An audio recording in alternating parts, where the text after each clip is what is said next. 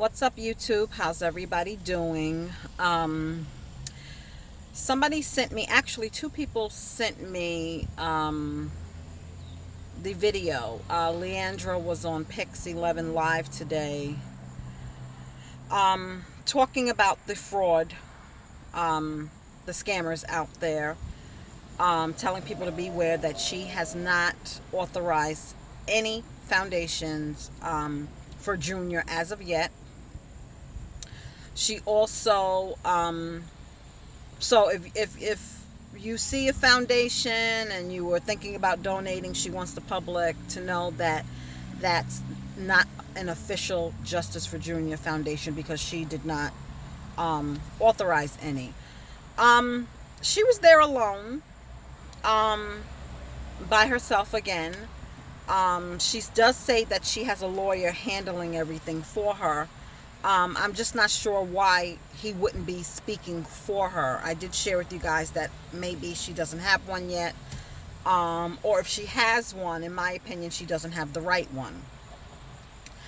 They asked her about Cruz because if anybody, I'm sure all of you have seen, he did an interview since Junior's death.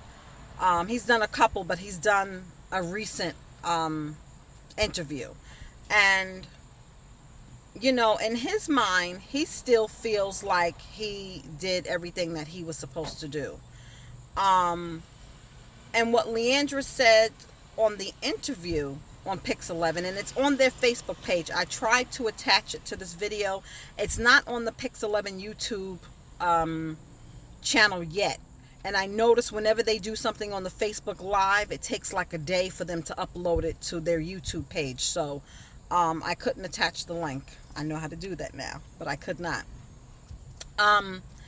For the first time, she's seen that video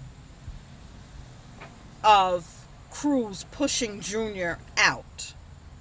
And I'm not sure if you guys know what I'm talking about. The news showed, you know, we seen where Junior ran in the bodega asking for help, and then he was trying to climb over the counter. And even in that one, it looks like Cruz is pushing him and Junior's trying to force him way over, and then he eventually helps him over. Well, there's a part where I think it was Kevin Alvarez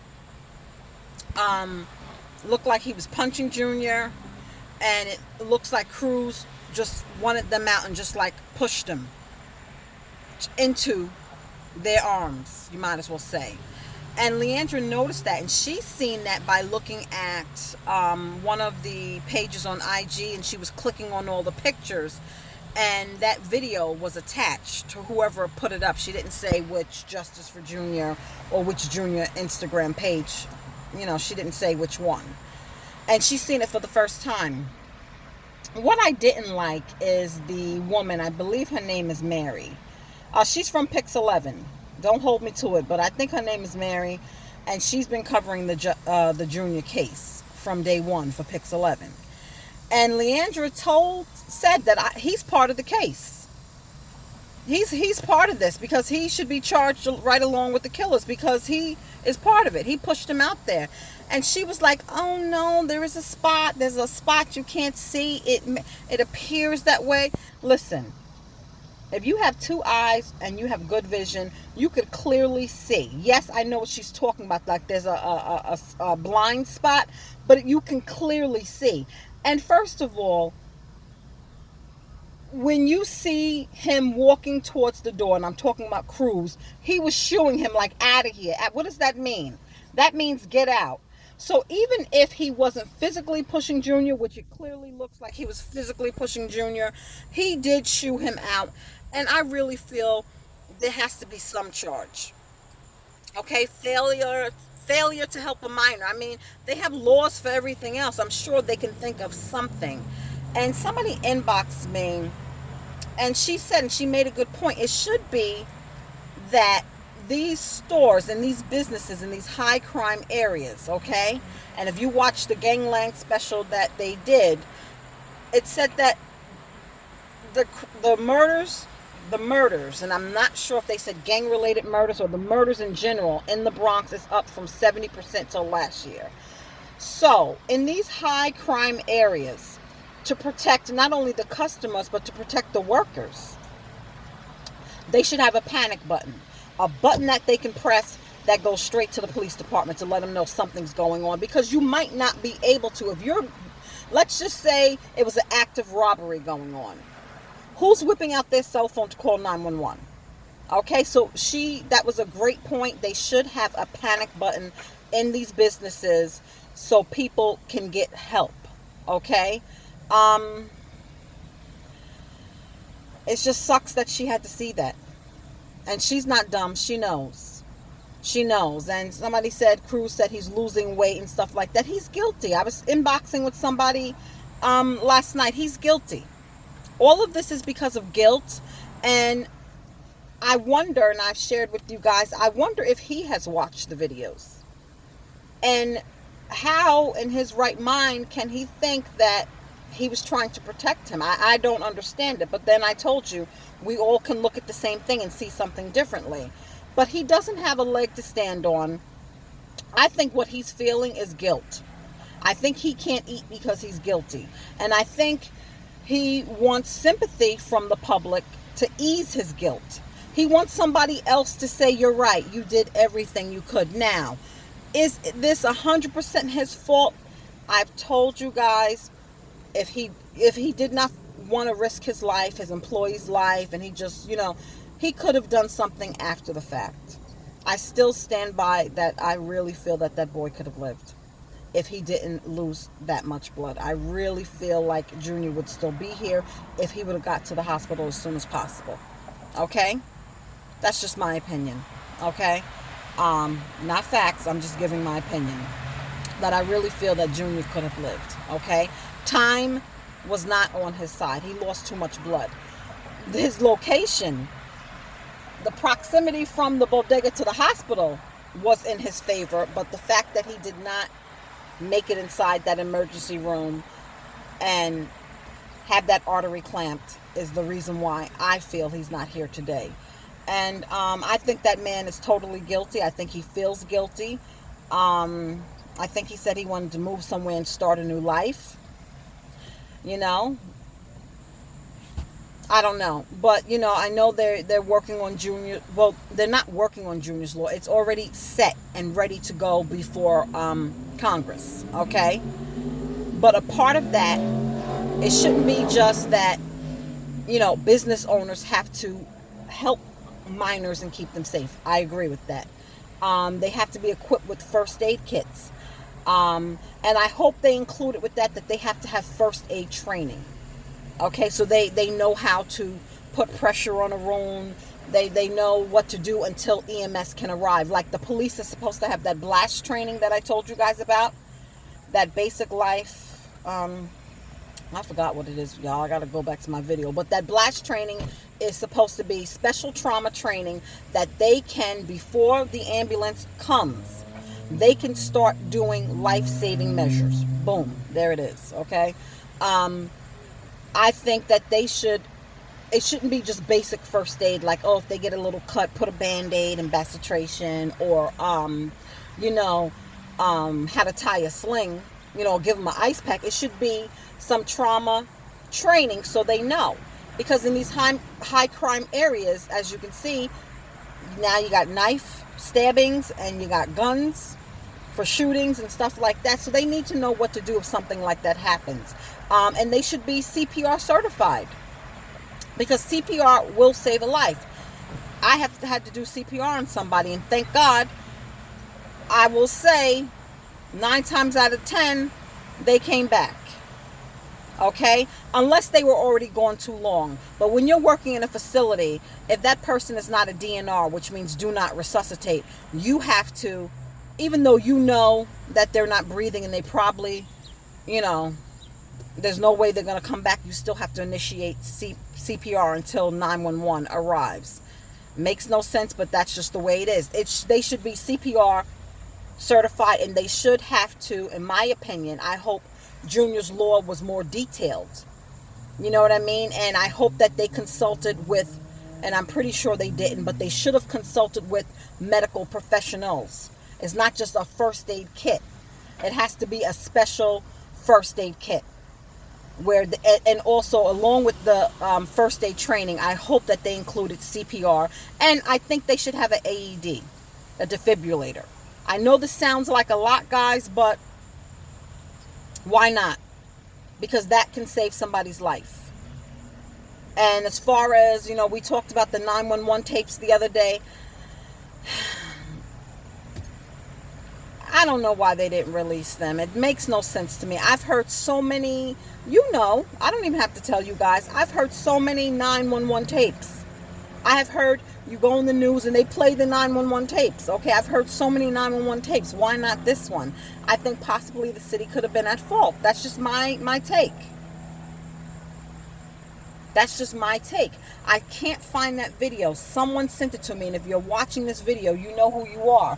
It was of an audio of a dispatcher talking, and it wasn't talking to the female that called. She was talking to, I guess, the police or the ambulance. And it was saying that a young boy was stabbed, and it gave the address and took off on foot. The ambulance responded, didn't see nobody. You know what I mean? They did respond, but, unfortunately, they didn't think to turn the block.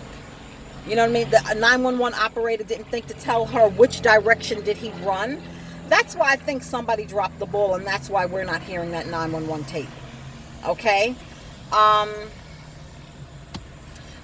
This is all after the fact, guys.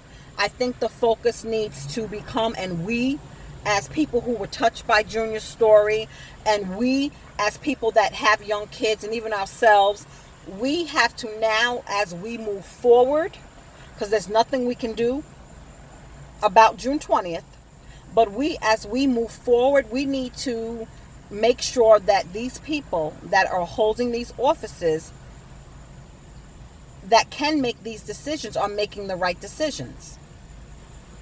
And I'm really, really hoping that when they were drafting Junior's law, that they consulted with and they looked at the whole picture. Because who thought of first aid kits? Okay? I wonder where they got that idea from. And I'm hoping that they thought further than that. Because a first aid kit, and who's going to make sure that these people are compliant? Making sure, like I'm a nurse. You have a crash cart on the floor. It's designated to a particular shift, usually to night shift, okay, the night shift nurse, to check that crash cart. And that crash cart is the cart you use when somebody codes. And on that will be a suction machine. You're going to have your supplies. You may have oxygen on there. You may have, certain supplies that you're going to need during a code, okay? A backboard, an ambu bag. And we have to check that. And I was a night nurse for many, many years while my kids were small. We have to check that to make sure that cart is stocked and ready to go at any time, okay? So who's going to be checking that these stores are compliant? Who's going to be checking that these first aid supplies are there? Because, and replenish as needed. I just hope they really took the time to consult and think about that and took it a step further. Because 9 times out of 10, if you have somebody with a stab wound or a gunshot wound, you don't need just a basic first aid kit. I have a basic first aid kit in my house, and when I travel on vacation, I take a first aid kit with me because I do not want to be out there in a country. Most of the time I'm not renting a car, I'm on a resort. I do not want to be there and I don't have bastitration because some of these places don't have that. Believe it or not, they don't.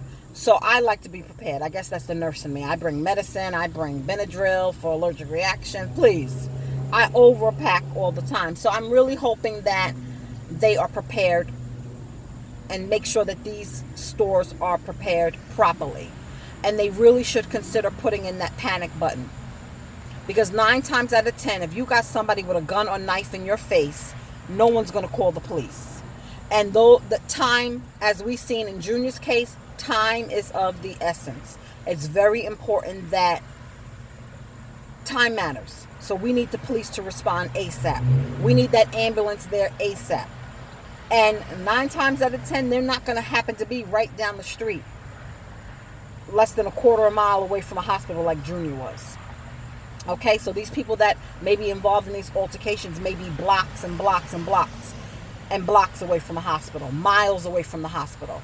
So if we want to save lives and prevent somebody dying, you know, it's bad enough that, you know, he was involved in this altercation and he was stabbed, but to know that his life could have been saved if he would have made it in time, I mean, that can make a big difference. Guys, let me know your thoughts. But I hate that Leandra had to see that video today for the first time, and it has to be hard to know. And she didn't look happy about it. She looked very upset, and I really hope she does have legal representation, okay? I really hope she does really have a lawyer. I just don't know why she's by herself. Most times when people hire a lawyer, when you think of the Trayvon Martin case, they had an attorney. They had a whole team, okay? When you think of some of those cases, you see the lawyer right by their side at every interview. You know what I mean? So she won't look so vulnerable. You know what I mean? Because she needs protection from everybody, even the media. And I know it looks like this Mary woman really cares. It really does look like the people at Pix 11 care, but at the end of the day, we know they want the ratings, okay? They did help her with exposing that Mohammed dude. The guy in the interview is the one that called them and questioned him about the donate button, which he denied. So I'm not saying that people don't have good hearts, but people also have motives. So you really have to be careful when it comes to people making money. You know what I mean? You really have to be careful, or the opportunity for people to make money. And it's really, really sad. And she didn't seem too happy when they asked her, what do you think about, and this is what I didn't like, their wording.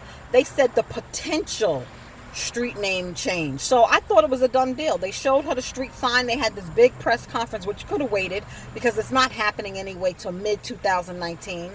I just don't understand, what do they mean by, why did they say that, the proposed street sign? Is it not a done deal? But she didn't seem too impressed by that either. Nothing is going to matter to her. We spent some time talking about, money, the GoFundMe, the scams, and who's benefiting off of that.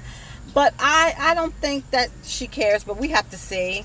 I was talking to somebody on the inbox, do you think that she'll move after the trial's over? And she said yes.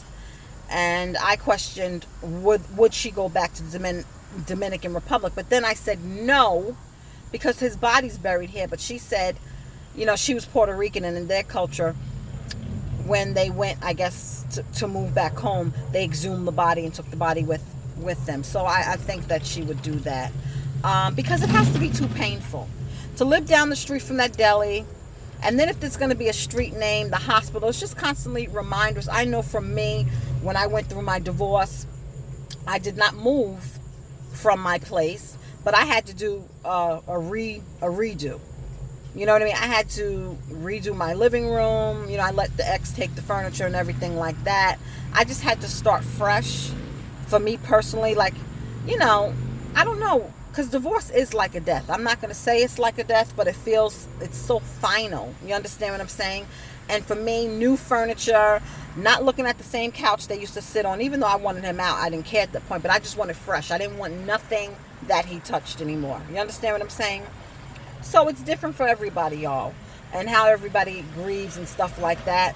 How she has all these gifts and it's just constantly seeing them and stuff like that. I don't know if I can take that. I know when my father passed away, my mother, quick, fast, in a hurry, she threw everything out. I had to take stuff because I was like, what? You're throwing this out? I took as much as I could take because she didn't play. Hattie didn't play, but that's how she had to do it. And she moved within a month.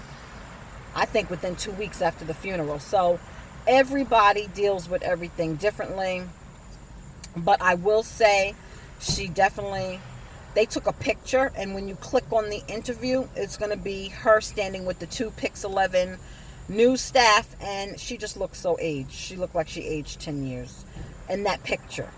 It could have been the lighting or whatever, but we have seen her deteriorating from the stress and the grief.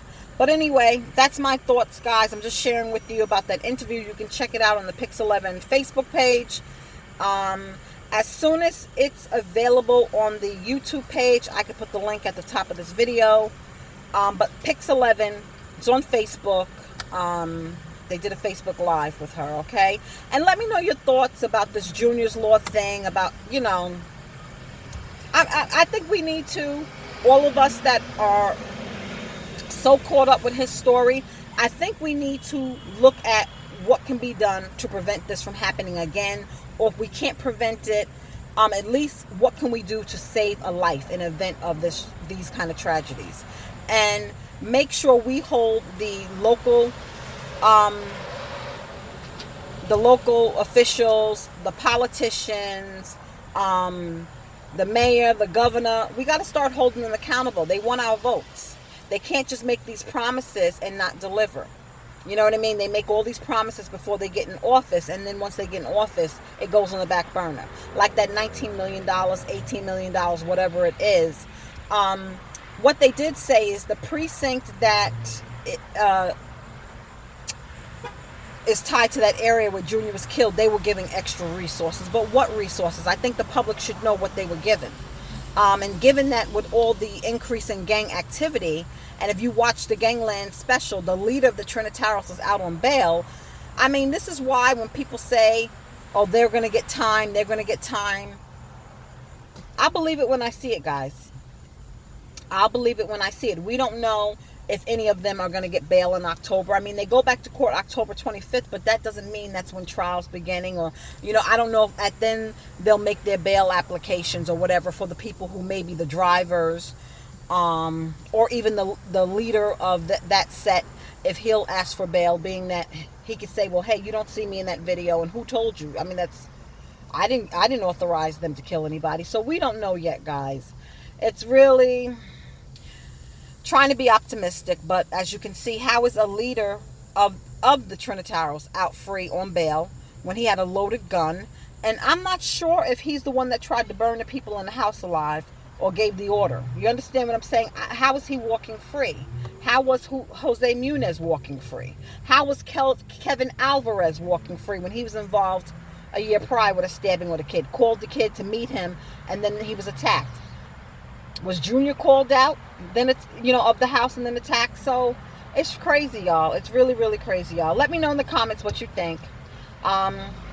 I will try to do a get ready with me tomorrow morning, but I have that funeral, guys, so I don't know if I'll be able to do it. She's doing everything in one day. She's doing the wake, and then she's doing the funeral, so I'm not really looking forward to that, but I do have to go to show support. And that's about it. All right, I'm still on partial punishment. So if anybody's doing a live, I'll be peeking in. Okay? All right, good night, guys.